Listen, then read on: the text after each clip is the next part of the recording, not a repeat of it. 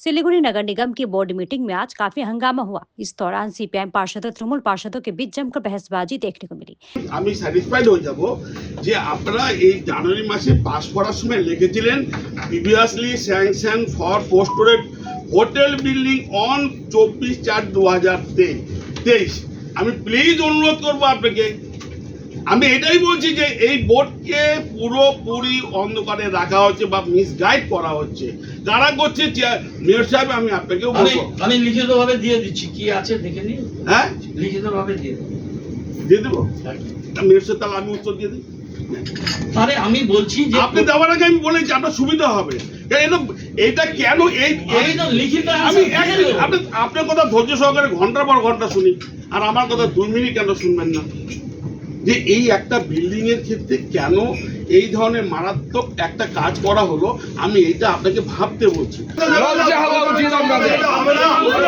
যারা নিজের বোর্ডের ভুল ধরতে পারে না, নিজের বোর্ডের কাজ করলে।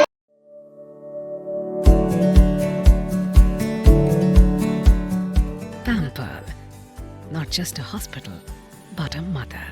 নিউ লাইফ ফার্টিলিটি সেন্টার আধুনিক চিকিৎসা ও বিশেষজ্ঞদের সহায়তায় আপনার স্বপ্ন পূরণ করতে প্রস্তুত। নতুন জীবনের স্বপ্ন সত্যি করতে আজই যোগাযোগ করুন। নতুন জীবনের সূচনা এখানেই। वहीं दूसरी तरफ हिलका रोड पर निर्माणाधीन एक इमारत सहित कई मुद्दों को लेकर तृणमूल पार्षद रंजन सेठ शर्मा ने मेयर पर चौपड़गढ़ किया। इधर सीपीएम पार्षदों का कहना था कि सीपीएम काल में बनी अवैध इमारत को तोड़कर उसके खिलाफ कानूनी कार्रवाई की जाए। इसी मुद्दे को केंद्र कर आज दोनों पार्टियों के पार्षदों के बीच विवाद हो गया।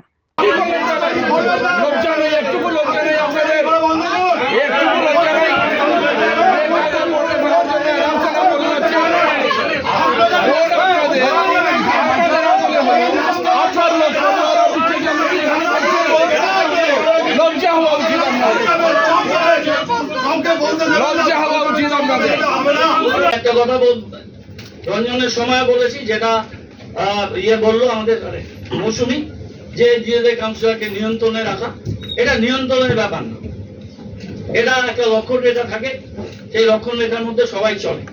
আর এটা একটা ডেমোক্রেটিক জায়গা, সেখানে কেউ কারোর ভয়েস রেজ করতে পারে, করছে।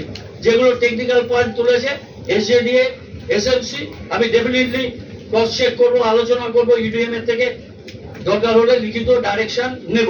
আর যদি আমাদের এখানে ইলিগালিটি থাকে, তাতে যদি বোর্ড থাকে, আমরা থাকি, আমরা তার জন্য 100% লায়াবল থাকবো। আমি 2-4টা কথা খালি জাস্ট বলে দিই যে থানার সামনে যেটা, সেটা লেকরা একটা দৃষ্টিভঙ্গিতে বিল্ডিংটা একরকম করেছিলেন, বাকি মিটিং অল দি ফর্মালিটিস তারা করেছে। সেকেন্ডলি আমি ওটাকে আবার একটা স্ক্রুটিনিতে নিয়ে আসবো, যদিও বিল্ডিংটা হয়ে গেছে। সেকেন্ডলি সাথী বিল্লাস, এটা নিয়ে যেদিন আসবে সাথী বিল্লাস, সেদিন আলাদা করে পূর্ণাঙ্গ আলোচনা হবে। কিন্তু আমার মনে আছে যে আমরা এই বোর্ড থেকে আমরা সাথী বিল্লাসের প্ল্যান স্যাংশন করিনি। থার্ডলি হচ্ছে ওয়ার্ড নাম্বার 45 ভেঙেছিল, সেটা যদি আবার তৈরি করে, সেটা আবার ভাঙা হয়। আপনাকে বলি যে ইকো সেন্সিটিভ জোন, এটা নিয়ে আমাদের কাজ হচ্ছে, আপনারাও জানেন যে এটা একটা নোটিফিকেশন, তার উপরে 2টো অবজেকশন হয়েছিল, সেটা বিজ্ঞান মঞ্চ পরে পজিটিভ করেছে।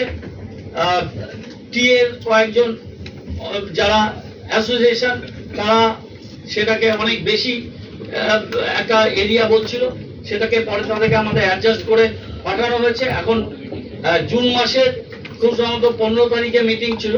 এটা খুব ফ্রিকোয়েন্ট মিটিং হয় না, এটা ন্যাশনাল লেভেলে একটা কমিটি আছে, সুপ্রিম কোর্টের নজরদারিতে হয়। কোনো একজন মেম্বার অ্যাবসেন্ট থাকলেই তাদের এই মিটিংটা পিছিয়ে যায়। জুনের মিটিংটা হয়নি, যেটা মিস্টার অবস্থি সেক্রেটারি এটা হাউজিং এ, তার সাথে আমাদের দেবল Sen under the instruction of non chief minister on record বলেছে, সবাই দেখেছে শুনেছে, ওনাকে বলেছেন আপনি দিল্লিতে যান and have a discussion to make these things expedite. তো উনি দিল্লি গেছেন, আলোচনা করেছেন, তাদেরকে রিকোয়েস্ট করে এসেছেন যে আপনারা at the earliest এটা করুন। হোপফুলি আমরা ধরে নিচ্ছি, যদি হয়, এটা তো আমাদের হাতে নেই, বিজেপির লোকেরা নেই, থাকলে তাদেরও বলতাম যে জুলাই মাসে মিটিংয়ে হয়তো ইকো সেন্সিটিভ জোনটা হবে। এর মধ্যে ডিএফ দার্জিলিং আমাদের বলেছে ওরা ডিস্ট্রিক্ট মনিটরিং কমিটি তৈরি করেছে। ডিস্ট্রিক্ট মনিটরিং কমিটি থেকে ওই জায়গার কিছু কিছু প্ল্যান ডিস্ট্রিক্ট ম্যাজিস্ট্রেট করছে, সেটা হয়তো পঞ্চায়েত এলাকায় করছে।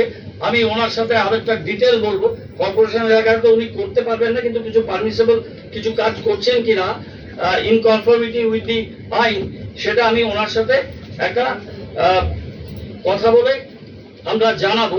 আরেকটা ব্যাপার হচ্ছে যে সিগনেচার হয়েছিল সেই সময়কার এলবিএস সে ফলস করে টাকাও দিয়ে নিল, আর অনেকগুলো যেগুলোর কোনো রেকর্ডে নেই সেগুলো করেছে।